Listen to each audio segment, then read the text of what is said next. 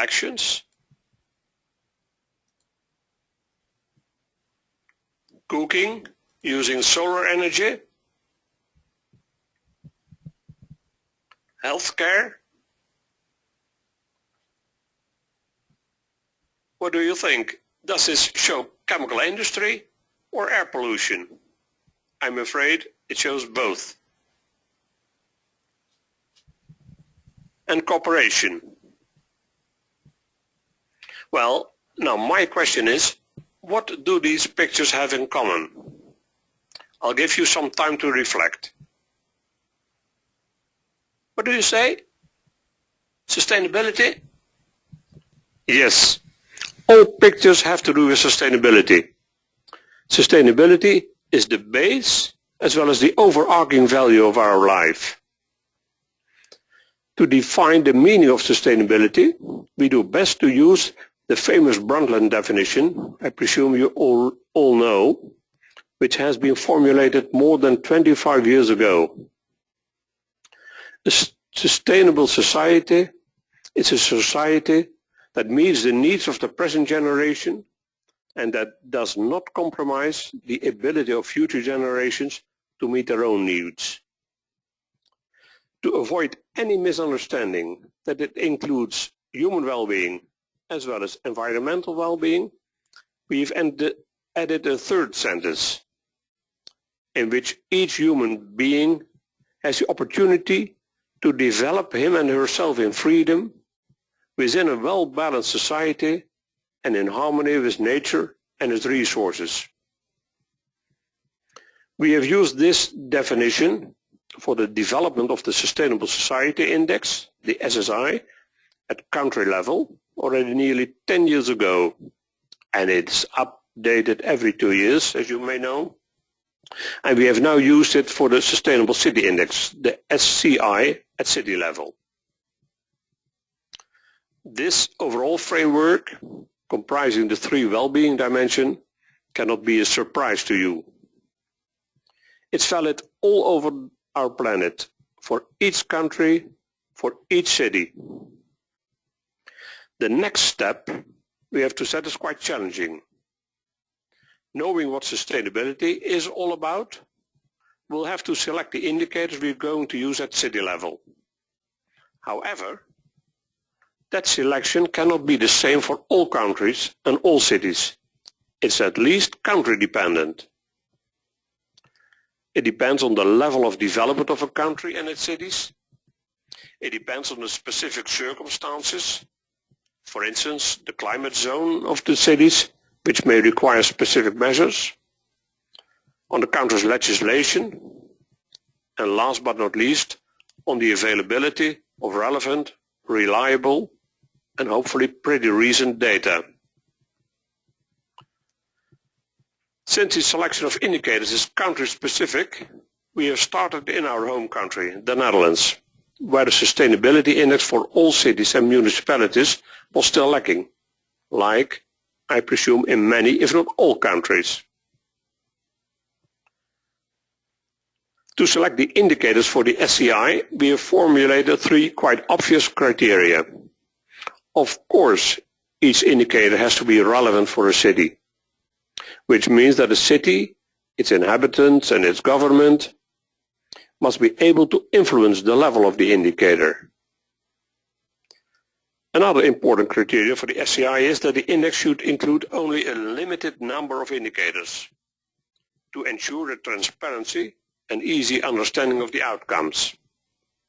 As I said in the very beginning, it is, in my opinion, impossible to measure the exact level of sustainability. So don't try to do so by assessing numerous indicators. That may be the second phase of assessment, when one is considering what can and should be done to achieve a sustainable city. The index must present a reliable insight in the state of the art of sustainability and so stimulate people to discuss the subject. The third criterion is also not very surprising, the availability of data. One needs data for all cities, data which are reliable and recent. Well, that's quite a constraint. There are more data available at country and regional level than at city level. Fortunately, one recognizes the increasing need to collect and present data at city level, so we expect a bright future in that respect. Working along these lines for about 1 year, we have designed an index which comprises all 3 well-being dimensions and is built up by no more than 16 indicators. The indicators represent the 7 categories we have distinguished. Here we see the total framework of the SCI. I will briefly guide you along the indicators. Let's start with the human well-being. First of all, the 3 indicators regarding the basic needs. Poverty, expressed by the percentage of people living below a minimum income. Education, the percentage of dropouts in secondary schools. And social security, the number of social benefit recipients. Notice that, for instance, this indicator depends on or at least may depend on a country's legislation. Then 3 indicators for personal development. First, gender equality, expressed by the employment of women. Then health, comprising overweight and obesity of adults and children.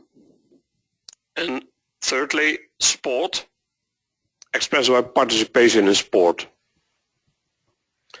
Then the 3rd category of the human well-being is social development, with 2 indicators: civil participation, the turnout of elections for city councils, and safety, the number of registered crimes per 1,000 inhabitants. Then we come to the 2nd well-being dimension, environmental well-being. First, 3 indicators for nature and environment: water, expressed by the surface water quality; air, the concentration of nitrogen dioxide and of particulate matters, I must say. Well, they are very particular, but I mean particulate matters. And nature, the nature area as a percentage of total area of a city, for which we took into account also the quality of the particular nature areas.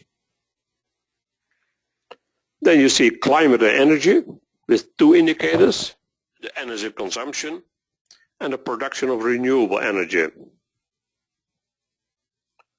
The 3rd category of environmental well-being is the natural resources, with at present only 1 indicator: consumption, which is meant to express, at least to some extent, the depletion of resources. It's quite difficult to find a good proxy for consumption.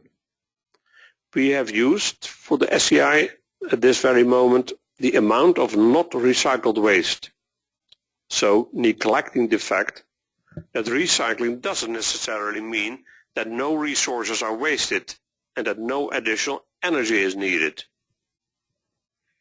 Finally, we come to economic well-being, for which we now have only 2 indicators: youth unemployment and the financial resilience of a city. The latter is important for a city to be able to make its own choices how and where to allocate the budgets, so a city can decide itself how much of the total budget will be allocated for development towards sustainability. Well, this is the total framework. You see the 3 well-being means, the 7 categories and the 16 indicators. Bear in mind that, at least in our opinion, human well-being and environmental well-being are the 2 goals we should strive at. And economic well-being is not a goal in itself, but it's a mean to achieve the goals of human well-being and environmental well-being. Now again, I have one more question for you. Is this framework complete? Or would you like to add 1 or more indicators? Or maybe you prefer to remove 1 or more? Well, it may require some more time for you to reflect and consider. I'm sure our framework will provoke lots of comments. Some will like it, some will completely dislike it, and every taste in between. We have selected these 16 indicators for the present version of the SCI for Holland. But we are the first ones to realize that this framework is far from final. It will be under constant development. Already in the next months, we will work on further improvements. To be frank, we already started to do so. Improvements like how to incorporate CO2 emissions, to find adequate data for a proxy for mobility, to develop an indicator for land quality, to find data for the total unemployment at city level, and not only for youth unemployment, how important that indicator is. Just to name the most important ones we already have in mind ourselves. And most probably you will come up with some other suggestions. Now let me show you some results of the SCI as it is now. Here you see the results of the average city of the Netherlands. To calculate the values of the average city, we have used weighted averages, most of them weighted for population size, some for total area size, and one for the size of water area. For those of you who live in a very clean house and thus are not familiar with the spider web, the center of the web, here it is, means no sustainability at all. The outer circle, full sustainability. So the idea is that every city has a full spider web. As you see, there are some indicators which score relatively good, like sport or youth unemployment, but also quite some indicators which show a poor performance, most of all renewable energy and health. The indicator which scores best is sport. Maybe that's the reason why we in Holland have won so many medals during the last Olympics. This slide shows the results of the best and the poorest performing city of all over 400 cities in the Netherlands. The top one and the bottom one city. Don't tell me you don't notice a large difference between the two. Extending the comparison to the top 10 and the bottom 10 municipalities, we see a remarkable picture. The top 10 have better scores for all indicators but one, energy consumption. Apparently, the composition of households and or of the housing results in a lower energy consumption. One of the underlying reasons for that can, for instance, be the use of district heating. And sure, there may be other reasons as well.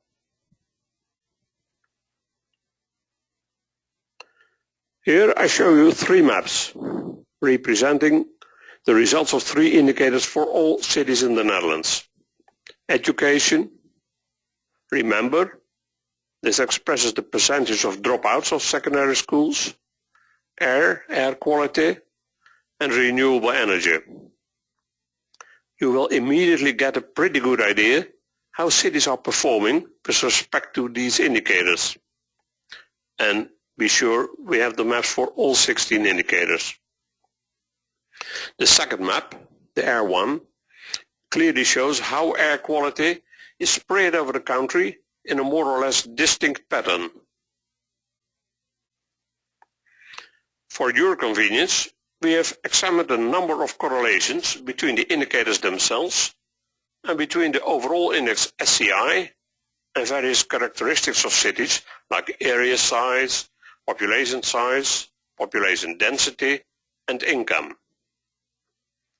The statistically most significant correlation appeared to be the one between the overall index and the number of inhabitants, the population size. You can see it here. Looking at the trend line we have drawn, it appears to be quite difficult to be big and in the meantime sustainable. Nevertheless, there are cities who do not perform according to this trend, and which may lead us to sustainable solutions. But if you look here, it is hard to be big and sustainable. To make sure that our work meets the professional standards, we have asked the experts of the Joint Research Center of the European Commission in Ispra in Italy to validate the SEI, like they have validated the SSI, the Sustainable Society Index. They have suggested some adaptations, which we all carried out, and then the JRC concluded that the SEI is sound and meets the statistical requirements set by JRC. And as you can understand, we are happy with JRC's conclusions. Only less than 2 months ago, we have launched the SCI.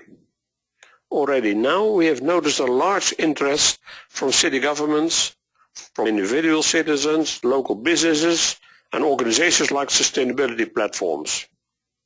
We have welcomed many visitors on our website, so many that we couldn't all welcome them personally, more visitors than we could have dreamed of, and received many requests for further information. We sincerely hope this will contribute to meet the goals of the SEI, to present everybody who's interested, as well as those who are not, a reliable insight in the state-of-the-art of sustainability, to stimulate people to discuss the subject. We noticed that the SEI has been used during debates for the election of city councils, which are held today in Holland, to find out which themes need attention most urgently, followed by exploring the best possibilities for improvement. And this all should lead to the development of plans and projects for the next years and to a long-term strategy for sustainability. Doing so, it will certainly support the acceleration of development towards sustainable cities, and thus to a sustainable society. And that's the final goal we're striving for. Well, thank you for your attention so far. Maybe you have some remarks or some questions for me. You're most welcome. And should you have further comments or suggestions, please let me know. I will be glad to receive them by mail. And now back to Carla, I presume. Yeah, Gert, thank you. That was very interesting and very illustrative. I loved all of the visuals, the multiple types you had in there, the maps and the spider diagrams and the bar charts, and the questions already actually have started to pour in. So I will. They are only easy questions, no difficult ones. I have a feeling that you'll be able to handle quite a range of questions, Gert. So I will just go through them one by one as they came in, and we'll get some more discussion going. Yes. So the first question is, if the indicators are different for different geographic areas, can you compare the index across geographic areas? Yes, why not? Well, no, sorry, I misunderstood you. If the indicators are different for different areas, then you can't compare them. That's why that's a serious problem. Across the country, it's not too difficult for Holland. It's a small country. But for instance, for Canada, it can already be a problem that you cannot use the same set of indicators for all cities. That can be solved in this way, that for the reason of comparison, you use one set of indicators to be able to compare the cities, and you make additional indicators for the various regions, let me say, to address the specific circumstances for that region. Is that an answer? I would call that an answer, and I do think you addressed the question. And you can feel free to type in a follow-up question if you need some more clarification to the person who asked that question. The next question is, for a proxy measure of consumption, have you considered GDP, the carefully designed economic measure of consumption? Well, actually not.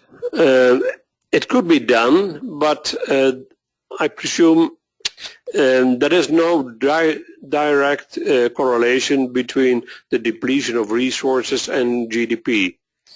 What we want to express by consumption is the depletion of resources. A possibility could have been to use the ecological footprint, maybe without a carbon footprint, because that's expressed by CO2 emissions, which will have to be included in the SCI. But alas, there are only ecological footprints for a very small number of cities, so that is impossible to use. So what we have done is to use waste, the amount of collected waste, and added the recycling rate to that. So finally then the basic data for that indicator is the not recycled waste. And as I already said, well, then we leave out some, well, let's say remarks you could make to that, but well, it's at least an indication of the waste we are using, the producing, and therefore for the depletion of resources.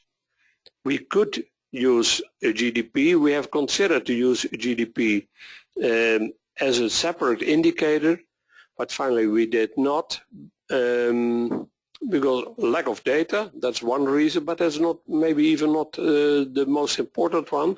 Another reason is that, yeah, how can a government directly, a city government directly influence the GDP? It can influence the industry, which will be settled in a city, but I guess that's much better to measure, for instance, the increase or decrease of jobs created by industry than the GDP itself, because yeah, you all know the constraints that GDP doesn't reflect what is going on in the economy, in the real economy. Okay, thanks, Gert. That was a nicely detailed answer, and more questions are just pouring in, so people are really interested in this stuff, Gert. So the next question is, do current rates of well-being always imply sustainable well-being? Current rates? Yeah, so if your spider diagram or if your index is showing that there's a high rate of well-being, does that necessarily mean that we have sustainable well-being? Well, actually, I would say that if you have high rates, maybe not a Mark 10, but high rates for all three well-being dimensions, I would call that sustainable, yes. That's what we are striving for, the full spider webs, and not just for the human well-being, which is pretty well for many countries in the more industrialized world. Not only for environmental well-being, which is pretty well in the not so much industrialized world, and not only for economic well-being, though it must be a high rate for all three of them. And as I said before, I would like to benadrukken. Who speaks some Dutch can help me. I want to focus that, to stress that point. I think that's a better word, that economic well-being is not a goal in itself, but we need it to be able to pay for the human well-being and the environmental well-being, and to maintain the high level of well-being we are striving at. Is that an answer? Yes, Gert, I think that made sense to me, and I must say your presentation in English is much better than my moderation would be in Dutch. Yes, so I actually think you're doing a fantastic job, and everything's been really quite clear to me, so I don't think you need to worry too much there. I suggest you answer the next questions. You're doing wonderfully, Gert. The next question is, there are several World Cities organizations. How do they receive the index? And I'm not quite sure what that means, but does that make sense to you, Gert? I know there are a number of initiatives for the large cities in the world to compare them using a sustainable measuring tool. They are not aware of this tool, I'm afraid, because we have launched it only 2 months ago. And we are not focusing on large cities, we are focusing on all cities in a country. Because I feel that's important. It's not just the few big ones who has to do a good job. It is necessary for all of them. So I can't answer your question adequately more than this. I know a little bit about the other initiatives. Siemens, for instance, has a very interesting set of indicators and doing a very good job. Though it's also, I will say, it's too restricted to the more environmental aspects. It should have some more human well-being aspects as well. But okay, it's fine, and there are good initiatives. But to be frank, for a country to measure all cities in a country, well, why not use this one? And bear in mind, we have developed this for the Netherlands, and if you go to Canada, for instance, there will be certainly a different set of indicators, at least partly different. Yeah, that really is quite an undertaking to measure indicators for more than 400 cities in the Netherlands. I know that IISD was involved in developing a detailed index just for the city of Winnipeg, and it took many years. So I mean, it's a different type, but I think it's impressive and like really a busy undertaking. And I'll be sending, if you don't mind, Gert, the website. Actually, I know it's in Dutch, but I found it informative just to click around on there. So would you mind if I shared the website with the folks who are attending and with the other CSUN members? Not at all. Maybe I may add one more remark. Is that okay? Yeah. You mentioned the city of Winnipeg. If you focus on one city, you can, of course, do a much more detailed study using many indicators. If you want to compare all cities, if you want to see at a glance what is the level of sustainability, then you should use only a very limited number, maybe more than the 16 we use now. We will add some more, I'm sure we will, but let's say not more than a 25 or something like that. Yeah, that makes sense, depending on how deep you want to delve. If you want to look across a whole country, you want to pick and choose your indicators to show what will have comparison across cities. Yeah. I have more questions for you, Gert. So the next question is, so what is the generalizable knowledge that implementers or developers of sustainability assessment frameworks from other regions can take away from this presentation? So I guess they're talking about how it translates to other places, or how people can use what you've developed. Yeah, what I would say is I suggest at least to use the same framework. Build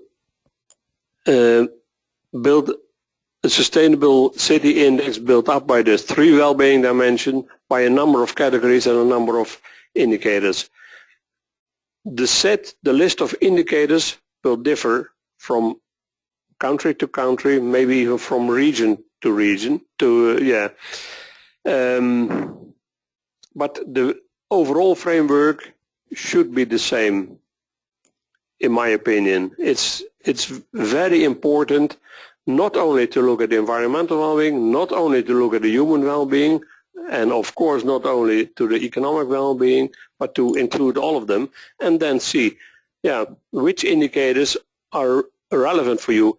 And I'm sure maybe some 75% will be the same as we have listed in the index for Holland. But there will be differences, at least due to data availability. That is a very big constraint. But what I said, in countries in other climate zones, they have other problems and they have other questions to address. So the set will be different. But what one can learn, well, hard to say, but what one might learn from this is use the same overall framework, and I would very much suggest use a limited number of indicators. Don't try to be complete. Well, that's what I want to say about this. Okay, we have another question on the choice of indicators related to the 3 pillars of sustainable development. This person asks, I am curious why attempts to index sustainability almost always separate out economic, human, and environmental, as you do, yet these all contribute to human well-being. So why not integrate these measures into one single measure? Yeah, I'm not sure I understand the question. So if we leave out, let me try. If we leave out the well-being dimensions and the categories and stick to the 16 indicators, well, actually you're measuring the same thing. And we have aggregated the 16 indicators into the values of the categories, values of the well-being dimensions, and finally in one overall figure for the SCI. So I don't know if that is an answer to the question or it means something else. I think what I understand from that question is I've seen examples of indexes where you basically take a bunch of indicators. I've seen it most often in environmental field, and so looking at water quality measurements, and you get a score, like a number from 1 to 5, and you say this river is a 3 or this river is a 4. So you could combine all of those, even boil it down even further, and say the sustainability of the city is, rates a 3 out of 5 or 4 out of 5, and combine that way. So it's just a further level of condensing, I think. What would the pros and cons of that approach be, do you think, Gert? Well, I'm afraid I'm a bit lost. Maybe once more, we have calculated the indicators out of the basic data, so the values for all indicators, and you can use each indicator and its results in itself. Use it, for instance, the water quality. As you say, what is the water quality of the rivers around Winnipeg? You can look at that figure. But you can also look at the figure, thanks to the aggregation of how is Winnipeg doing on the category nature and environment. You make your own choice at which level you want to focus. I suggest you always have to focus on the indicator level. That's where the information is collected. That's where the best information is given.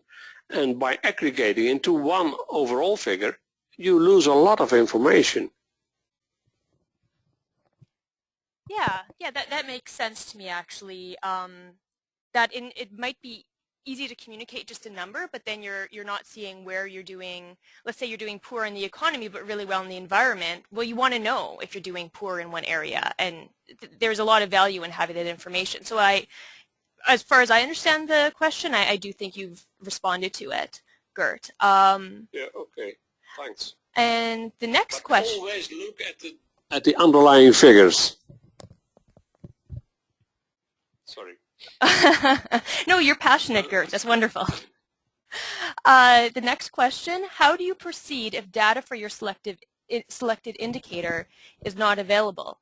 Is there a danger of selecting only indicators for which data is available? Well, yeah, yes and no. Theoretically, yes. No, in the sense that, yeah, then I go back to what I said in the very beginning. It is not possible to measure the exact level of sustainability. What we want to do is to give an insight, to give one a rough idea what's going on, and to show which aspects are poor. Where should we focus on? And then it can be, that an item is missing. Okay, that's missing, but 95% is present. So don't worry about what is missing. Go on with what is there. For instance, we have looked for mobility figures, mobility data. We couldn't find them at city level. We have looked for CO2 emission data. That is, of course, a very important issue which should be incorporated in it like this. But we were not able to include it in a statistically adequate way. So we left it out. We present it on the website nevertheless, but we will make sure that the next time CO2 emissions will be included.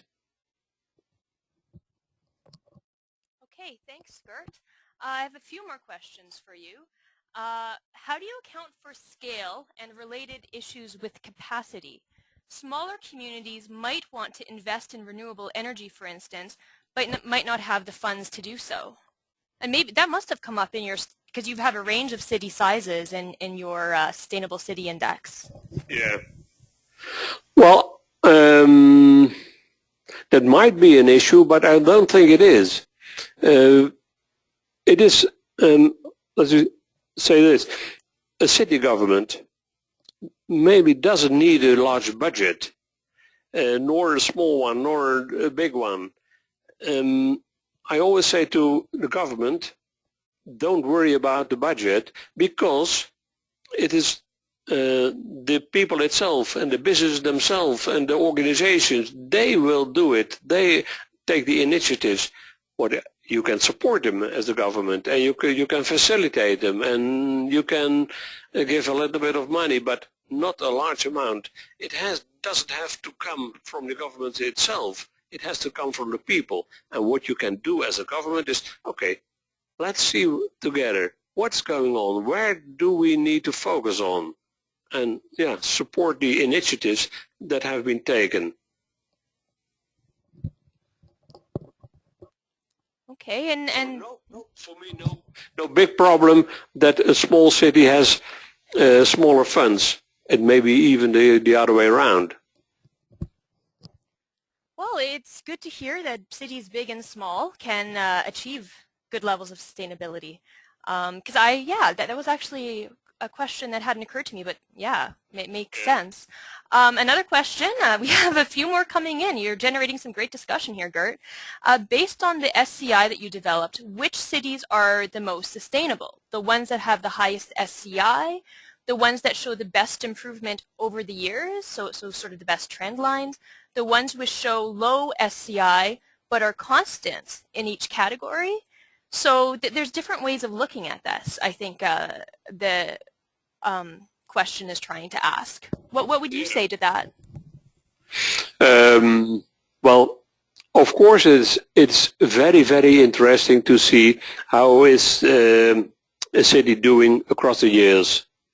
This is the first measuring we have done, so we cannot show any progress or a decrease with respect to the indicators.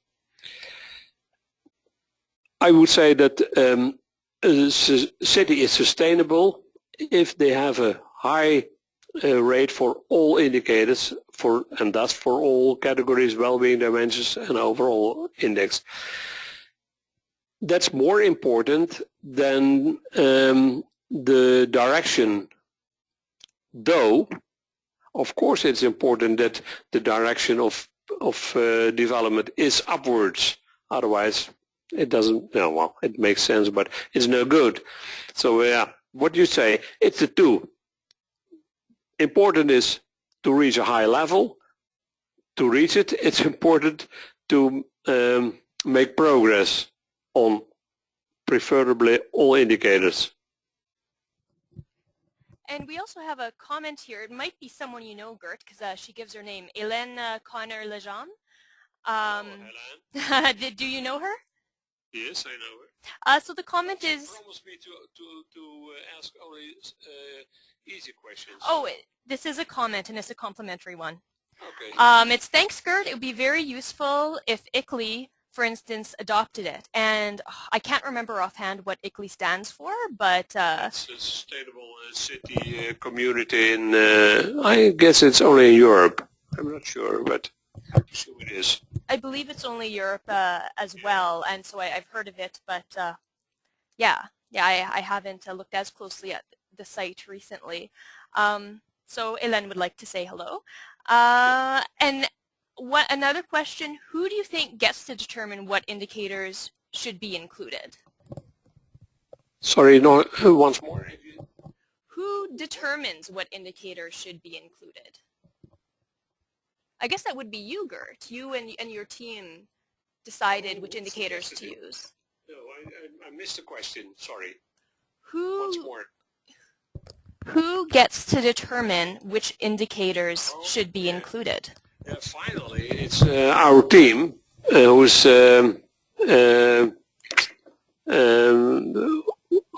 who makes the decisions. But of course, we listen very good to all suggestions. We received already a couple of suggestions, and we will ask the people to come up with them. And it may be suggestions for new indicators. It may be suggestions to leave out one. It may be suggestions for another way of calculation. Well, there are so many choices one has to make. To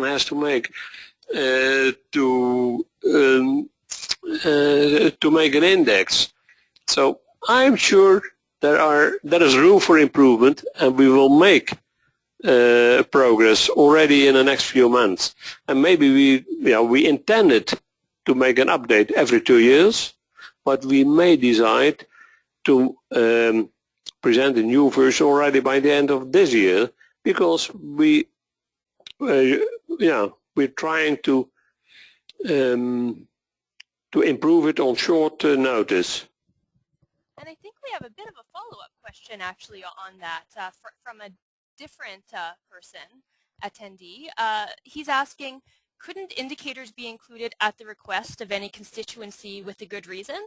So if someone said, hey, this is a good index, but I actually think that this indicator would also be valuable within it, is there any sort of community input ability? Yeah. Most welcome. Most welcome. Please do. And yeah, we should be very stupid if it's a good suggestion that we wouldn't neglect it. No, I don't suppose we will. If it's a good suggestion, we will follow that one. Yeah, and I think Gert's email is still up on the screen, and I will send the website later and other information as I can get it as well. Another question, and this is from someone who I've missed a few of his questions and comments, so I apologize. There's been quite a few coming in. Would CO2 emissions need to include the CO2 generated by others in producing the products consumed with the city's GDP? Sorry, what I hear is, but maybe that's not the question itself, is why do you include CO2 emissions just for the city and not for other producers? Would carbon dioxide emissions need to include the carbon dioxide generated by others in producing the products consumed within a city's GDP? Okay, to me that suggests an import-export question. can the person who answered that confirm or clarify?